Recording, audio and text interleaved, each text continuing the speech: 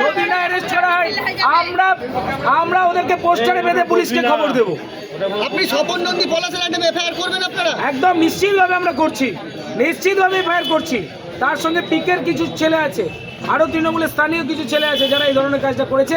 আমরা মোটামুটি খবর পেয়েছি কারা করেছে। এবার পুলিশ যদি ফুটেজ না বের করে আজকে পুরো অভিযোগের ব্যবস্থা নেই, আমরা কালকে কথা দিচ্ছি পুরো থানাকে অবরুদ্ধ করে দেবো, পুরো এলাকা অবরুদ্ধ করে দেবো, পুরো থানা চত্বর পুলিশ এই ঘরের মধ্যেই বসে থাকবে। আজকে এফআইআর করার পর আপনারা শান্ত হবেন তাহলে? নিশ্চিতভাবে আমরা তো এফআইআর করবোই, আমরা তো এফআইআর করবোই। ওসি সাহেব এসেছেন, উনি বলেছেন আইনগত ব্যবস্থা নেবেন, আপনাদের মিডিয়ার সামনে বলেছেন, সবার সামনে বলেছেন।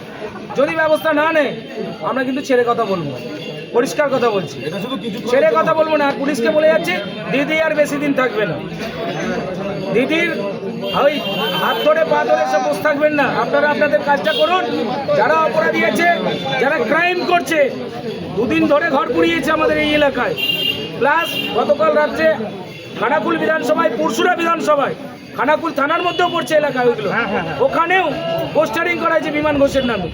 তার আগে তুলে নিয়ে যাচ্ছে, সে বিচার করছে। তার আগে গোঘাট, আরামবাগ, সেখানেও করা হয়েছে। পুলিশ কি করছে? সারা রাত জুড়ে এরা যদি তার বিচার হচ্ছে না, সারা রাত জুড়ে এরা যদি 200 ঘরে ঘর পুড়িয়ে দেয়, তারপরে পুলিশের ঘুম ভাঙবে। চারিদিকে সিসি ক্যামেরা কেন লাগানো হয়েছে? এই জন্য লাগানো হয়েছে পুলিশ আজকে দেখাক সিসি ক্যামেরা। আমাদের দিকে ক্যামেরা তাক করে লাভ নেই, আপনি সিসি ক্যামেরা দেখুন। পুলিশ